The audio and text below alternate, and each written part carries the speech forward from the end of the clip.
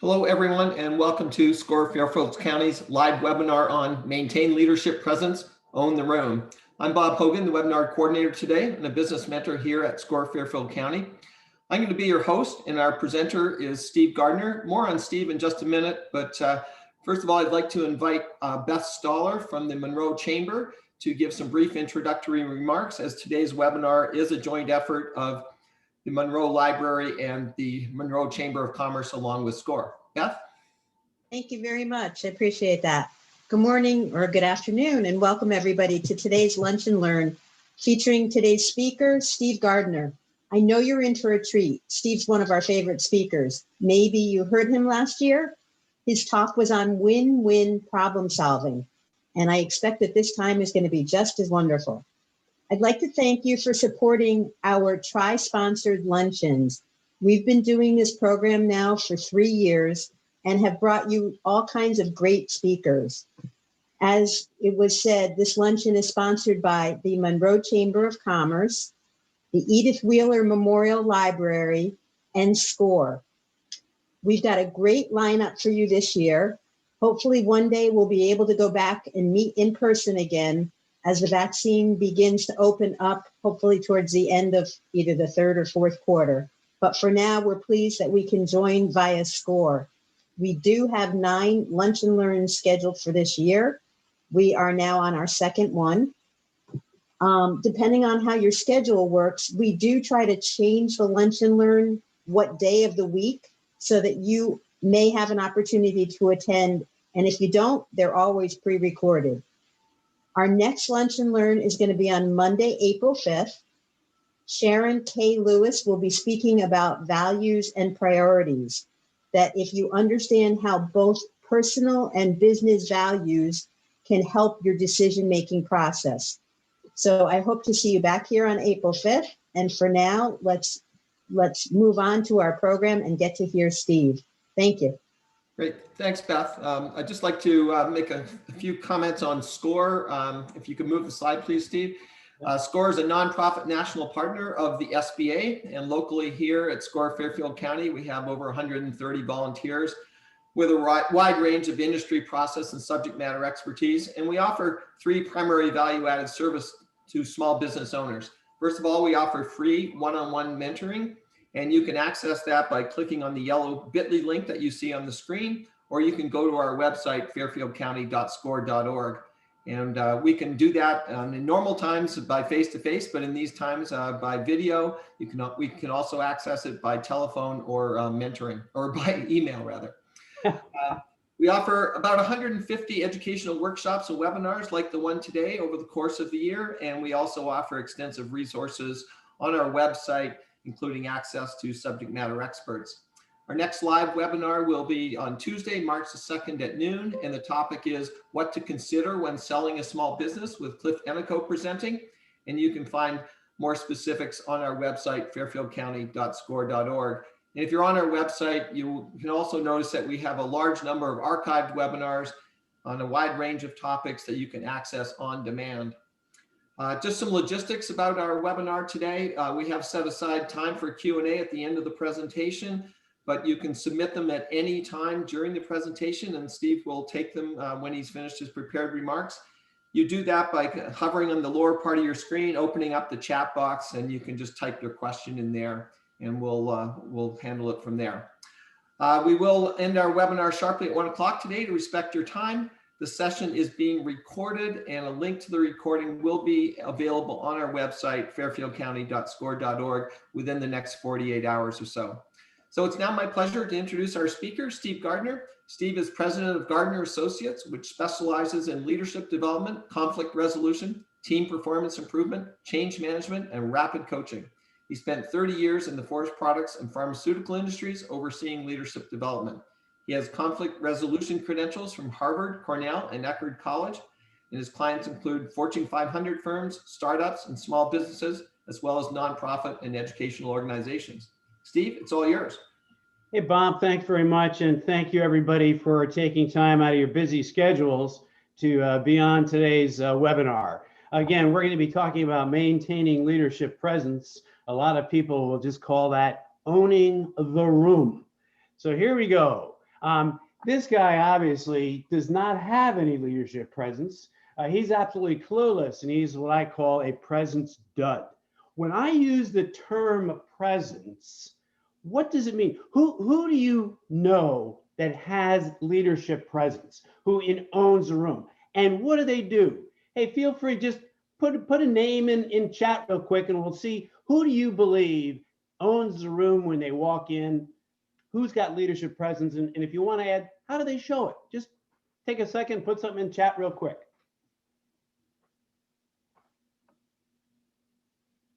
I see something coming up. Let's see what we got here.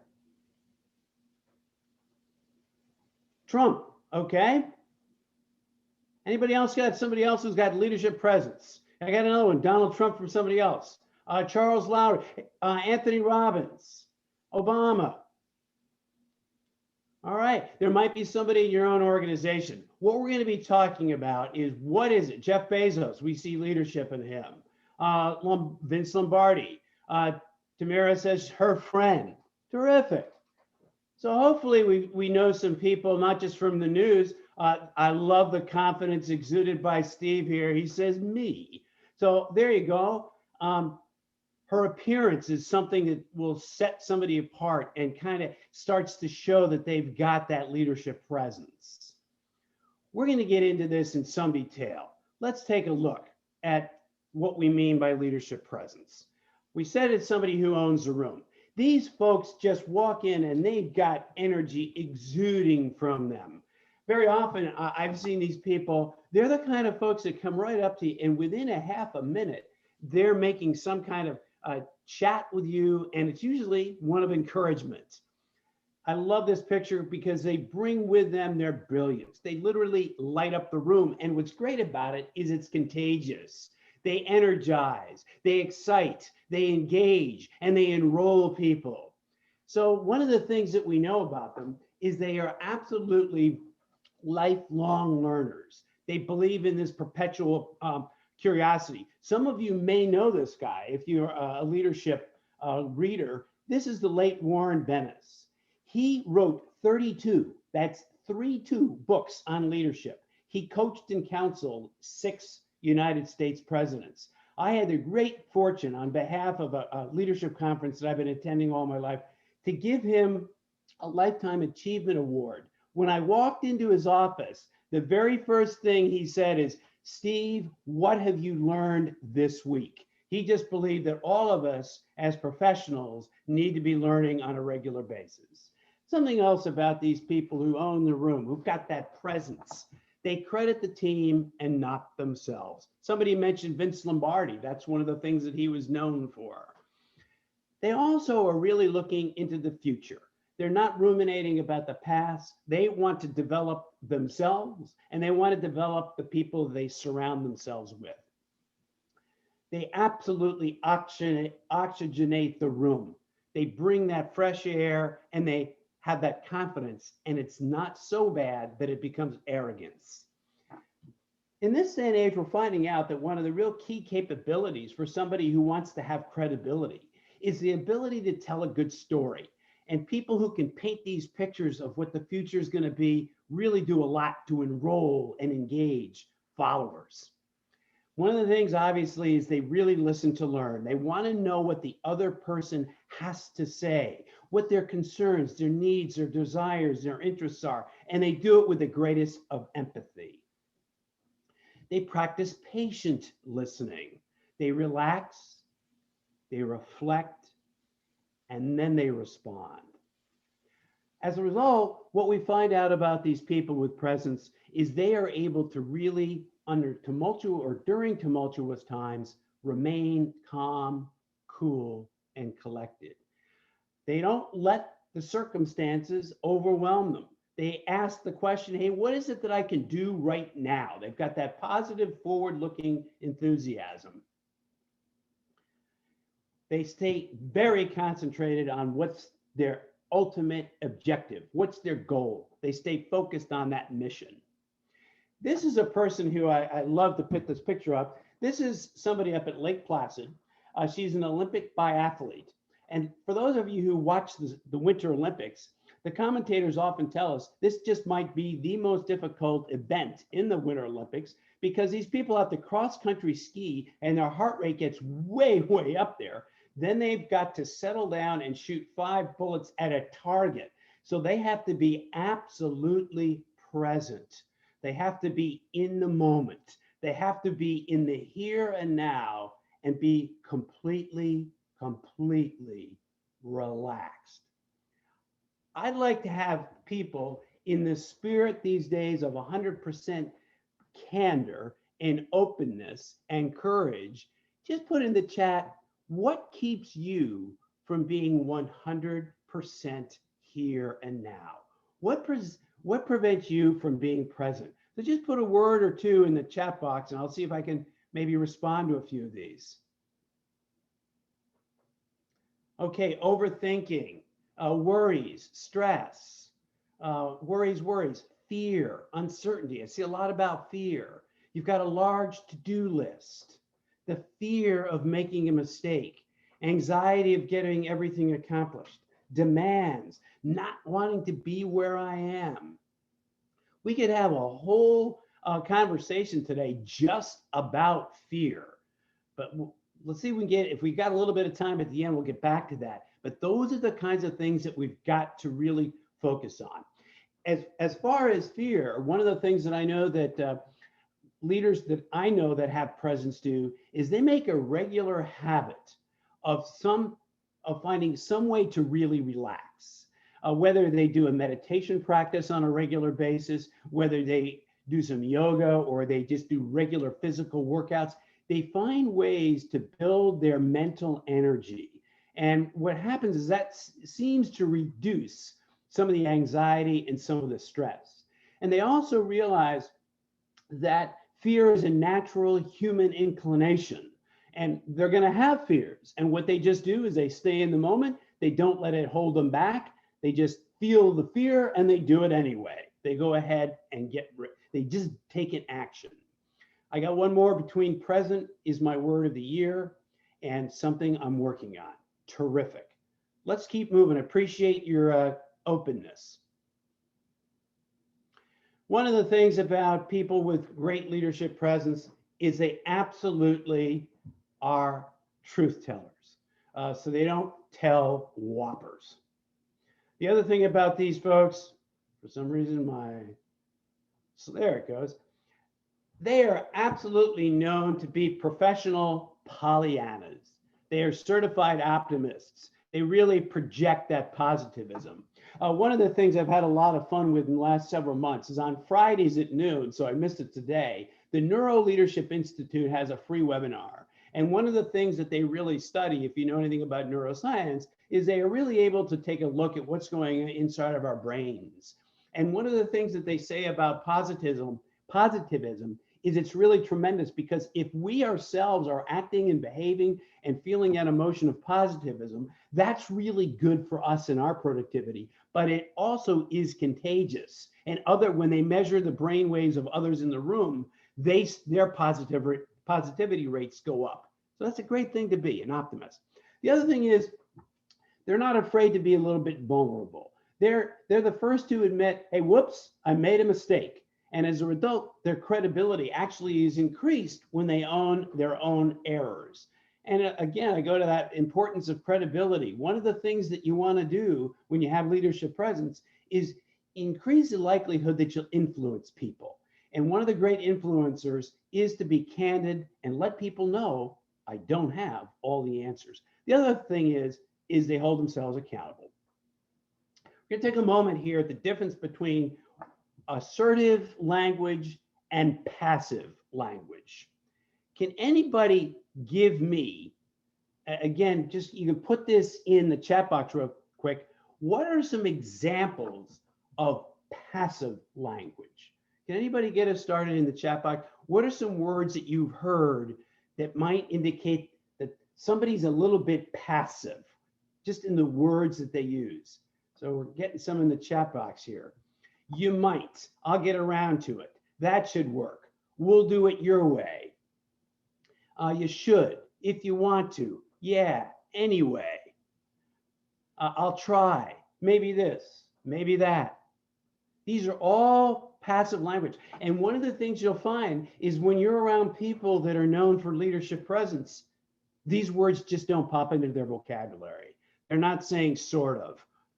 They're not saying, I'll just try. So let's now flip it.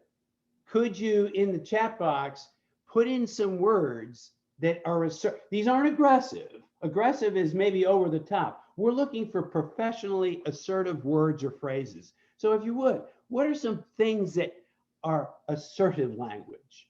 You can. I got this. 100%, James. Thanks. Anybody else got something? It's done. Yes.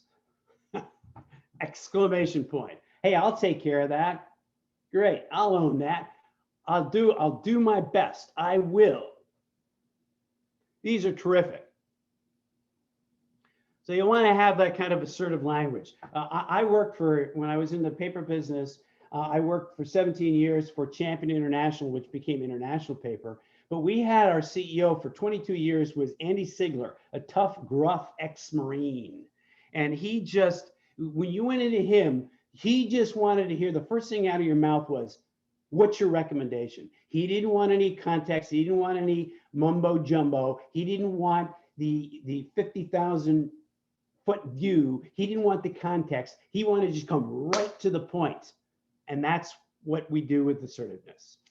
Okay, thanks for chatting there. Let's move on to the next area that we're going to hit. And that is, we know that one of the things that leadership people that exude that presence, one of the things they make a real point of reaching out and connecting with people. Even in this day and age, when they can't do it physically, they find a way to do it either through a phone, text, or through the famous Zoom calls. When it comes to communication, they are crisp, they're clear, they're concise, and they're compelling. That's the name of the game. Again, there's not a lot of gobbledygook.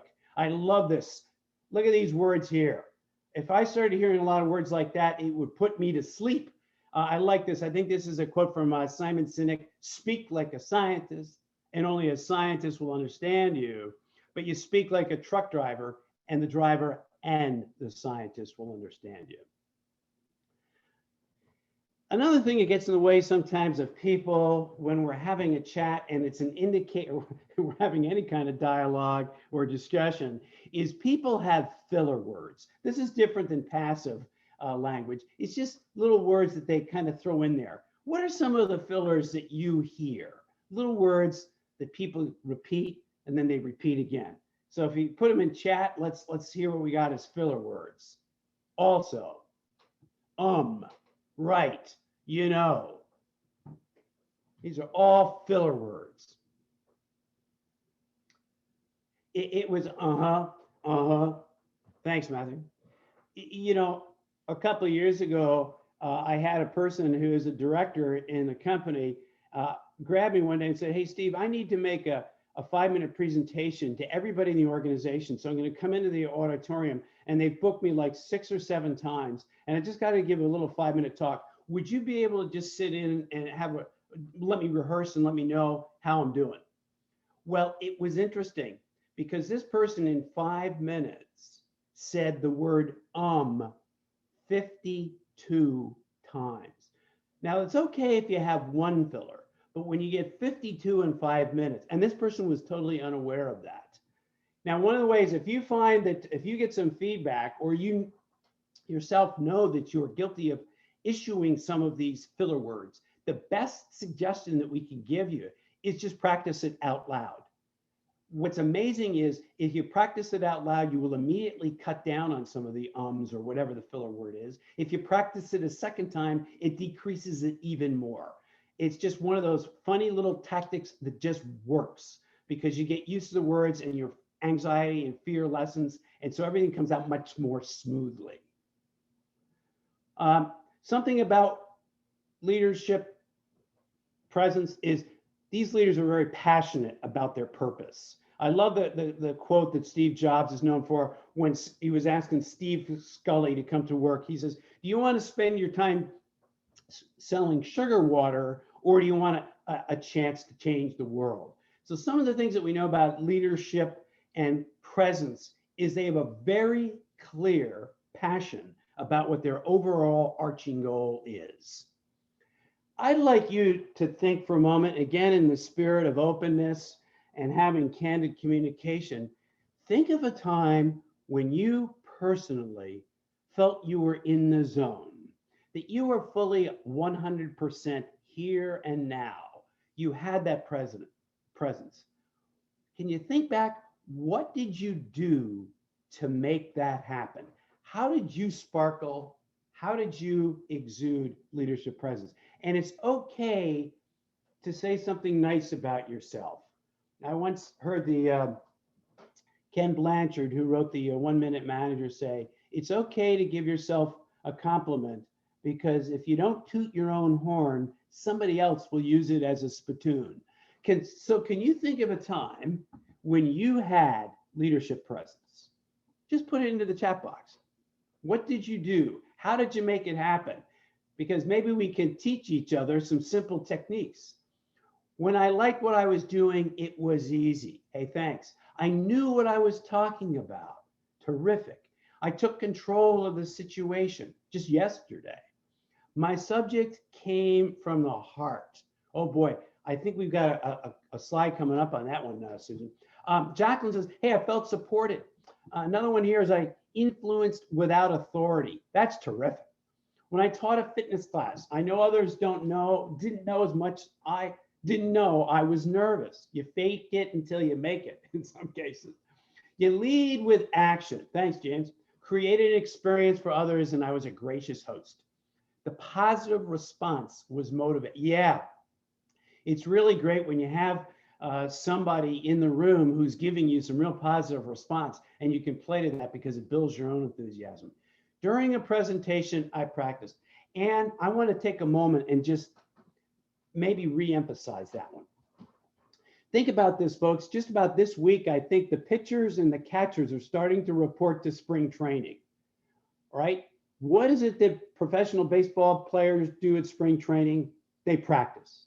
In the summertime, the professional NFL players go to summer camp, and what do? They practice.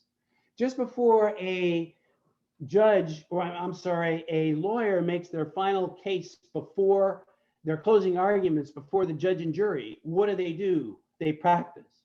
What do we do when we're getting ready to give a presentation?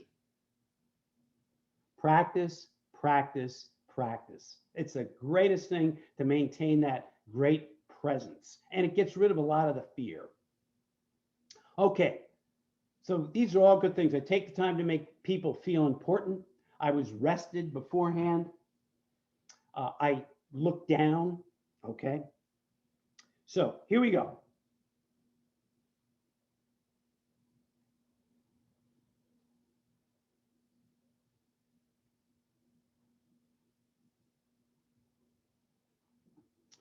One of the things I love, I wish I could remember who it was that came up with these 3 principles, but this is something that that people with executive and leadership presence do. They adhere to the 3 B's.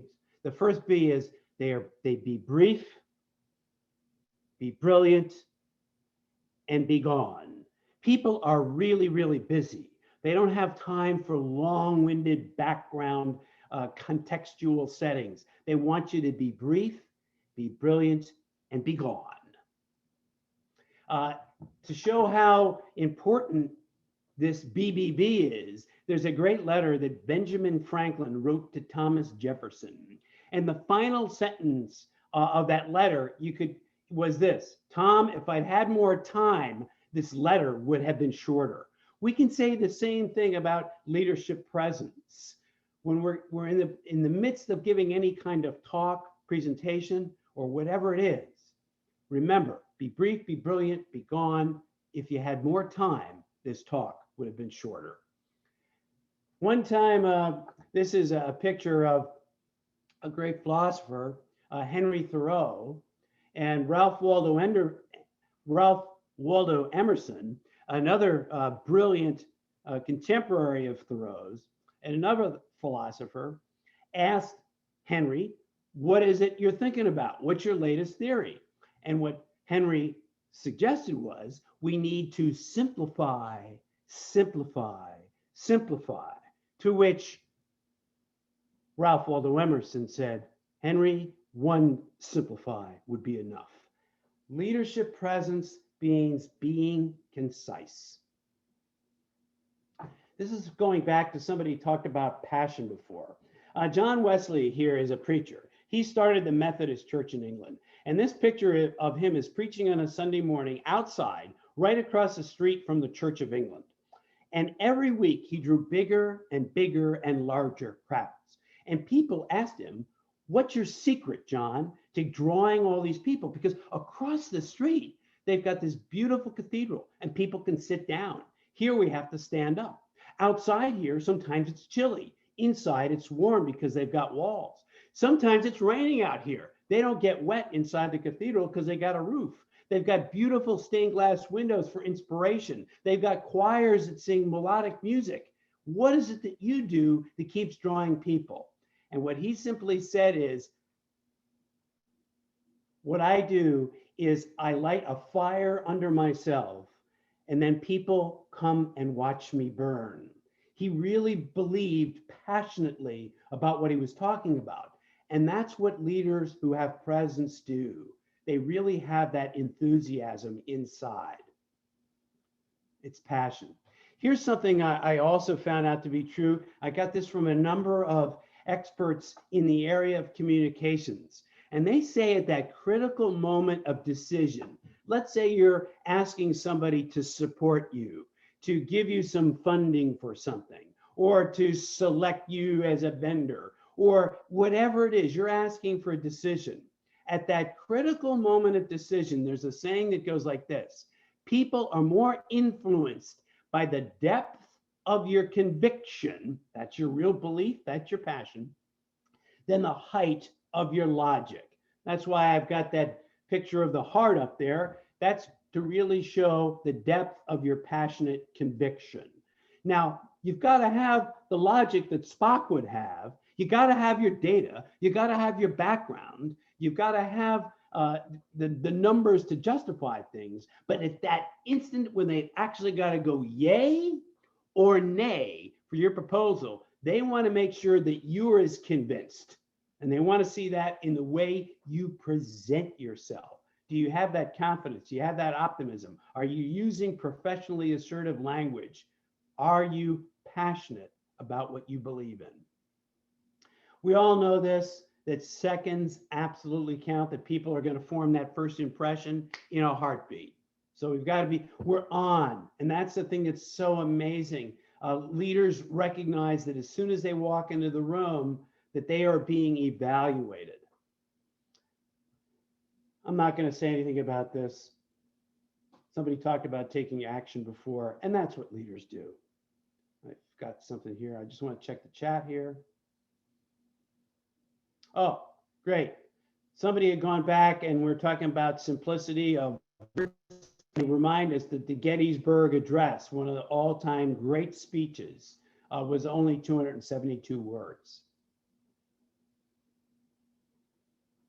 Thanks. One of the things that leaders do that have real presence is you trust them, and it just comes out of their pores.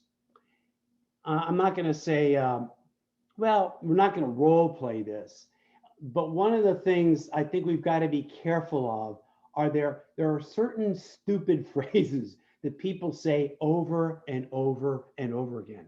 Remember a couple of years ago when the phrase "at the end of the day" became very popular?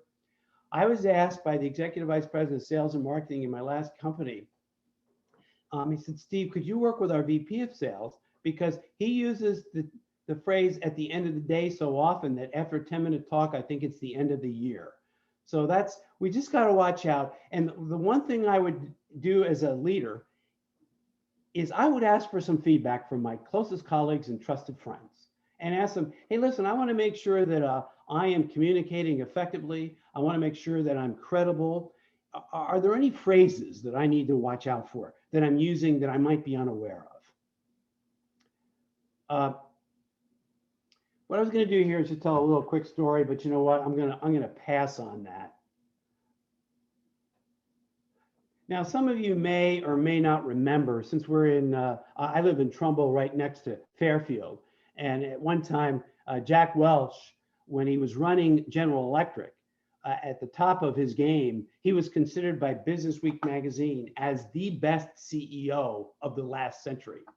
And I had a very interesting opportunity. I was at a huge conference down in Florida where they had 3 days where they just had CEOs giving a talk, or they had like prime ministers or presidents giving a talk, or people who'd written the best-selling books about leadership giving talks. And every year, we took 2 executives down from the company for this. And so this one year, Jack Welch was giving a talk. Now, what was fascinating is at the end of the day, the person who is kind of facilitating the whole conference said, hey, we're going to have a little intimate wine and cheese with Jack Welch when we finish up today. And it was just hilarious because literally at the end, he was standing there and there were about 200 people surrounding him. But I started as I got closer and closer to him, and I wanted to talk to him because he was a personal friend. I mentioned CEO Andy Sigler. They were personal friends. Andy Sigler, my CEO, was on Jack's board of trustees, board of directors. And so I just wanted to say hello. As I got closer and closer, I noticed that this guy really had leadership presence because he would see your name card, your name and your company affiliation on your chest, and he would immediately make a comment like, hey, how is so-and-so that he knew from the company?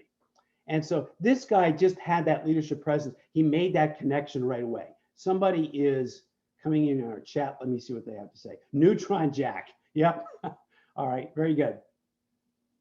Yep. He was Neutron Jack. So I won't tell you any more of that story. Enough of that. But the other guy, again, I'm not saying I had to agree with him, but he had that capability of making connections with everybody. And you felt like, even though you were surrounded by literally dozens upon dozens of other people, for that moment you had with him, for that maybe 60 seconds to 2 minutes, you felt like you were he made you feel like you were the only person there.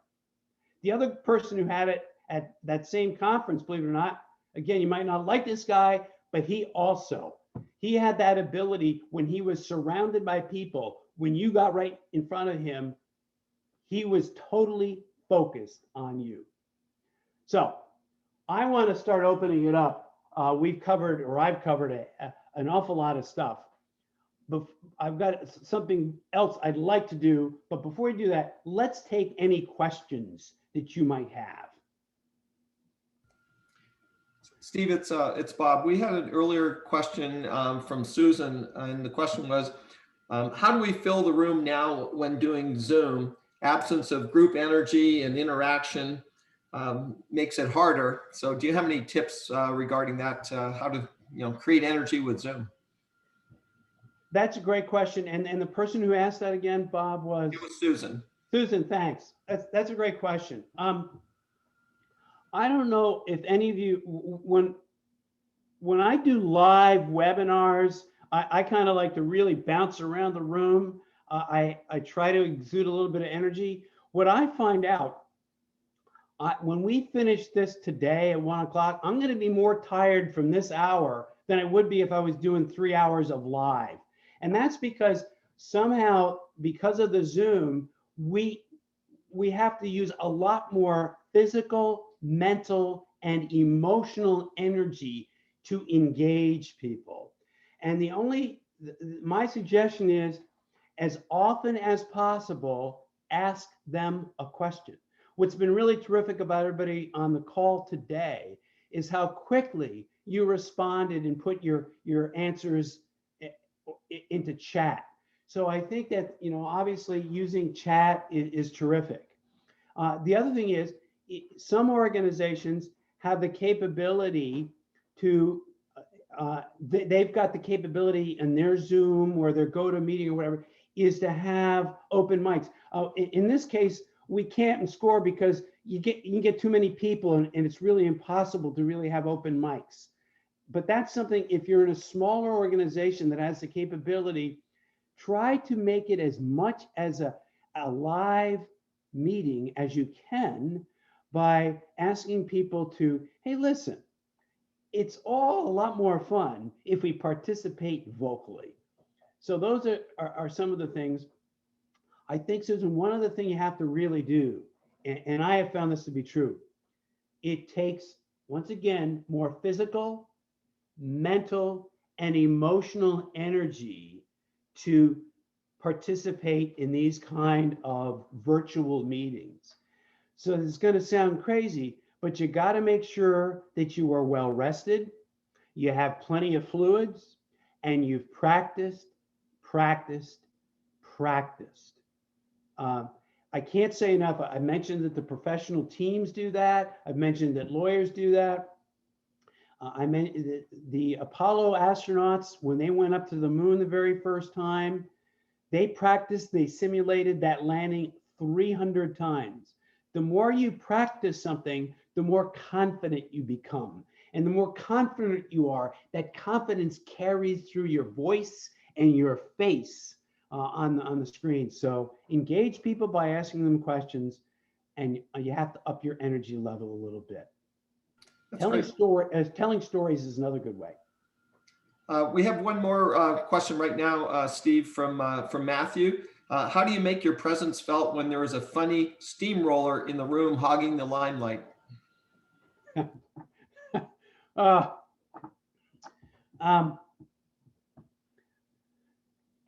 You know, if you're actually in the room, you know, when we get back to the point where we're doing it live, I have seen some very tricky, funny things to deal with a steamroller.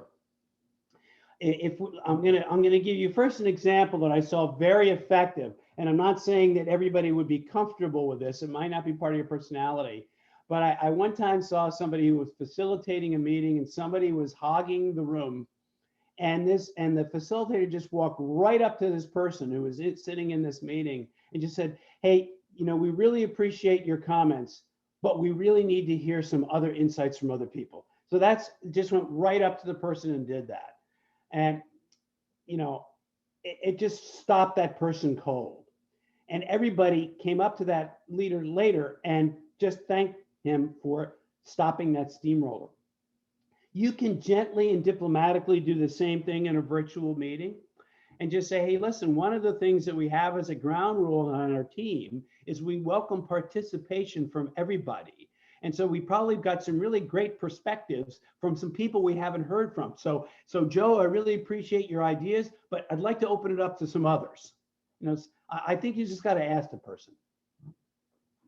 Neutron Jack was known for cleaning house while leaving the building standing. How do you fire so many people yet have the remaining employees feel open to giving their opinions and safe in their job?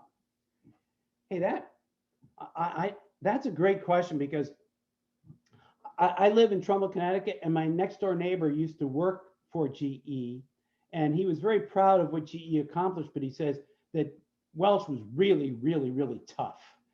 The one thing I think that he had going for him was, though he would clean house, what he did is he was really committed to developing people, and people knew that. They had opportunities to go to get a coach inside the organization. They got chances to get 360-degree feedback. They had regular opportunities to go to leadership and management and technical training. They had opportunities to go to outside conferences.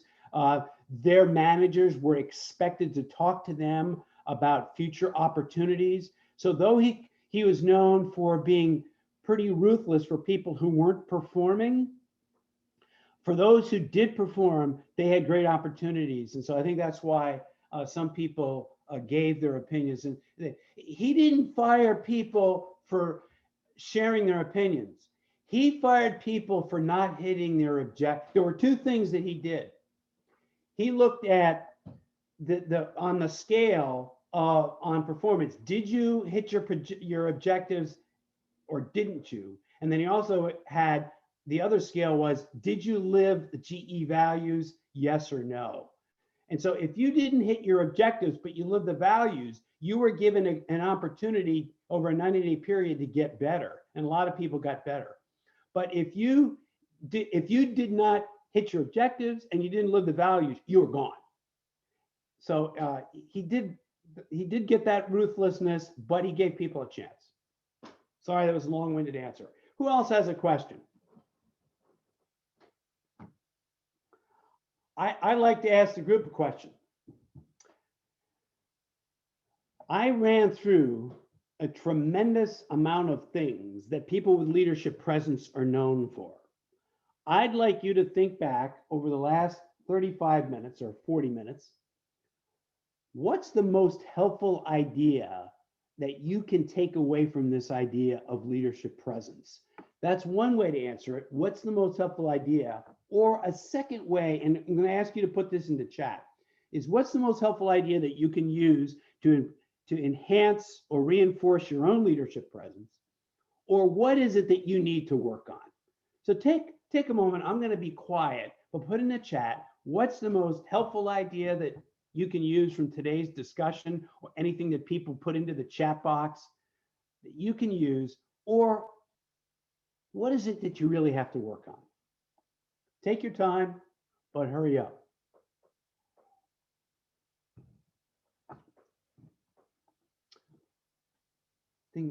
Okay, meditate, having self-confidence. Can't even begin to remember them all. Sorry, John. Well, remember to enter a room even with energy. Practice, practice, practice. I have to take more action. Simplify. I want to say something about the practice, practice, practice. You know, there's that old saying, practice makes perfect. A friend of mine, Dr. Jamie Weiss, communication guru, said, practice makes permanent. The more you practice something, it becomes part of you, makes it part of you. Feedback makes perfect. So if you can practice and then have somebody give you some feedback, that's really great. I got to go back here. I missed one or two. Practice, practice, practice. Use this chat window for small talk from now on until we are recording at 12 noon. Steve, when I begin, oh, sorry about that. I'm way back at the beginning.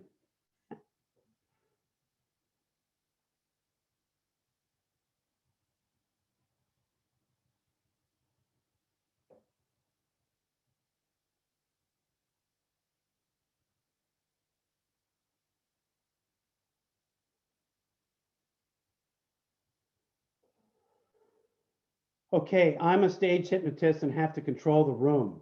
That's interesting. I think being a good leader requires growing as a person. Great leadership requires personal maturity, emotional self-control, strong interpersonal skills, and humility. Everyone who gets into leadership will have weaknesses that they need to work on. You betcha. I'm very familiar with an organization called Healthy Companies. It's been in business 30 years out of Washington, D.C., and they have got a tremendous leadership program called Grounded in Conscious Leadership. And that's exactly what they talk about, is that everybody's got some weaknesses they got to work on. And it's those kinds of things. It's their emotional health, their physical health, their ability to be humble. I'm a stage hypnotist. Be a good listener and make the other person as important as you. The 3 B's, can you accomplish via a text? Is it, Greg, is that kind of be brief, be brilliant, be gone? Can you accomplish that via a text? If I understand you correctly, I've used that 3 B's just as a reminder to get to the point. I've also used the 3 B's when I was in a very long meeting, when people were starting to really snooze a little bit, and I was like the last person on the agenda. I got up and I said, hey, listen, I know it's been a long day. I'm going to adhere to the 3B principle. I'm going to be brief, be brilliant, and be gone. And everybody started laughing. I had their attention for the next 2 minutes, and that's all I needed. So I know you can do it verbally. Can you do it through a text? I think the same thing is we've got to, whatever we want in a text, it should be in the headline, or it should be in the first sentence. Be brief, be brilliant, and be gone, even in text. I don't know how many of you have a meditation practice, but I know so many people who swear by it, and it's a great way to relax. Right now, I'm on day 32 of a 42-day meditation practice with Jack Kornfield and Tara Brach, and it's free. and they talk for about 7 minutes, and then you practice a little meditation for 7 minutes. I do it every afternoon about 3 o'clock, and it just gives me a great calmness. And when I get up from that, I have a couple more hours that I got a lot of energy I can work on. Having self-confidence. Can't even begin to remember them all. Here's the name of the game, folks. I covered far too much. What you want to do is think of one thing. One of the things that leaders do when they're trying to develop themselves is they don't come up with a long cornucopia list of things. They choose one, perhaps two priorities, and they get really good at those, and then they move on to something else. Okay, energy, knowledge. You got to be knowledgeable. Practice, practice, practice. I have to take more action. Simplify. Would love having you talk to our Rotary group. I love Rotaries. Belief in your own conviction is persuadable. Thank you, Matthew. That's great. Exude passion without hesitation. Passion, get it out there. The depth of your conviction versus the height of your logic. Thanks very much, Ed. Visualize positivity and confidence. Yeah, I love that. I would say that perfect practice makes perfect. Bad practice can reinforce bad habits. Eric, thanks for pointing that out. And again, I would refer to Dr. James Weiss, the idea that one way you can make sure that you're not having bad practice is find somebody that you trust who can give you really good feedback on how you're doing. John said, what else? The 3 B's are great. Be brief, be brilliant, be gone. The 3 B's should drive every email you write. Yep, again, too often, how often does something get buried in the last sentence of a page-long email and we never see it because people don't have the time to read that many emails and read to the very bottom. So it's got to be, those 3 B's need to be up at the top. Laugh out loud. Meditation for every day. Yeah, roger that. It's a great practice, folks. And it's what's really beautiful, particularly during the pandemic. If you're interested in meditating and you've never done it before, you just go online. There are so many websites that are offering free meditations right now.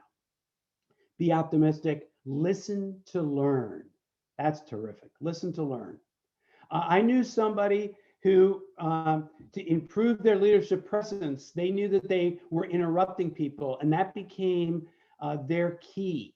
Is they would enter every room and say a mental mantra to themselves, whether they were meeting with one person, a dozen, or 50 in an auditorium, is they said, I have to listen to learn. Thanks all. Use this chat window for small talk. Oh, I think I went back to the beginning again. All right, we're winding down. Does anybody have any further questions?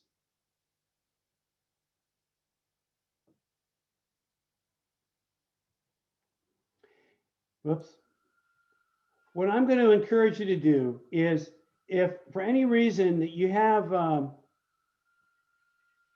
if you have a question that I was unable to answer, I love this stuff. I hope you realize I feel pretty passionate about this. Don't hesitate to give me a quick call. If I didn't get a chance to answer your question thoroughly, just call me, text me, and I'll get back to you as quickly as I can. And I'm going to turn this over just in a moment to Bob.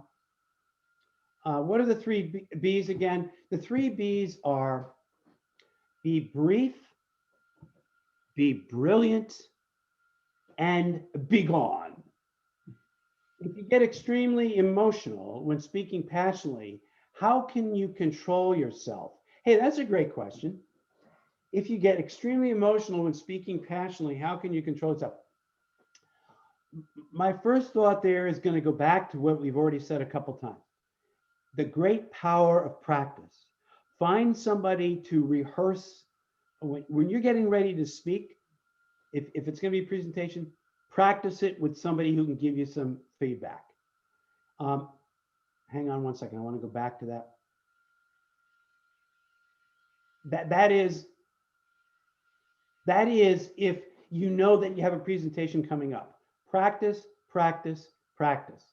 The second thing is, though, if you're in the middle of a discussion one of the things I think you have to do to maintain your presence is, let's say I know that I'm going to be having a discussion with Joe this afternoon, and Joe and I have been having a confrontation.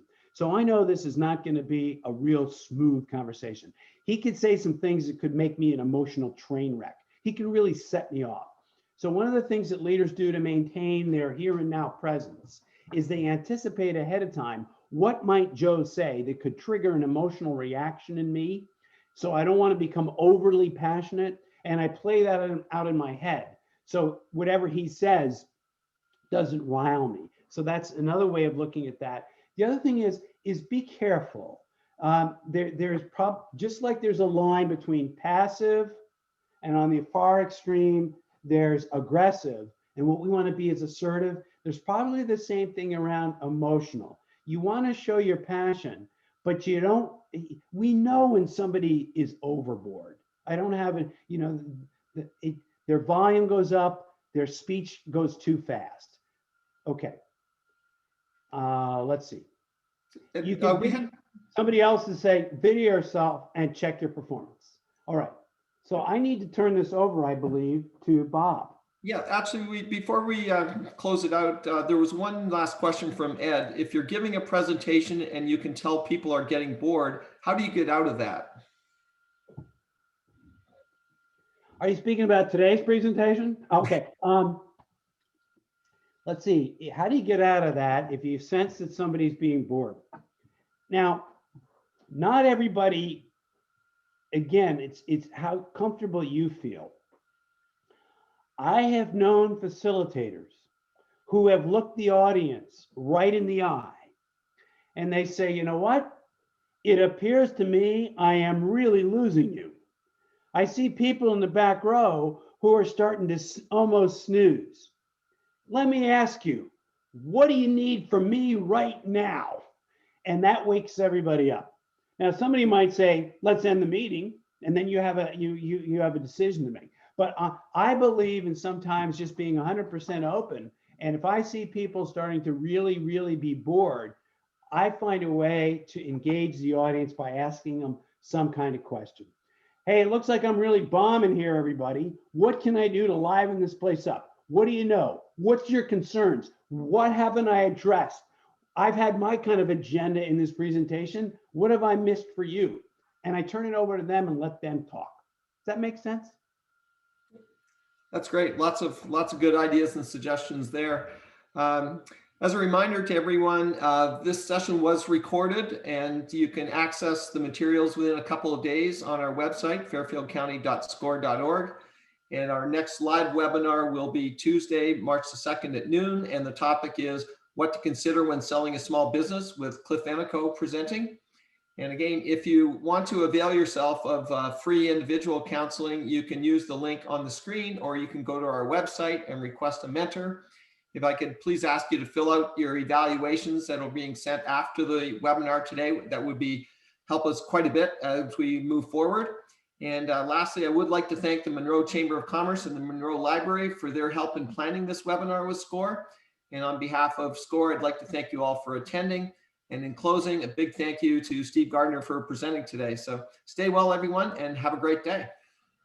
Hey, thank you, everybody. Appreciate it. Good luck. Enjoy this nice sunshine today if you're here in Connecticut.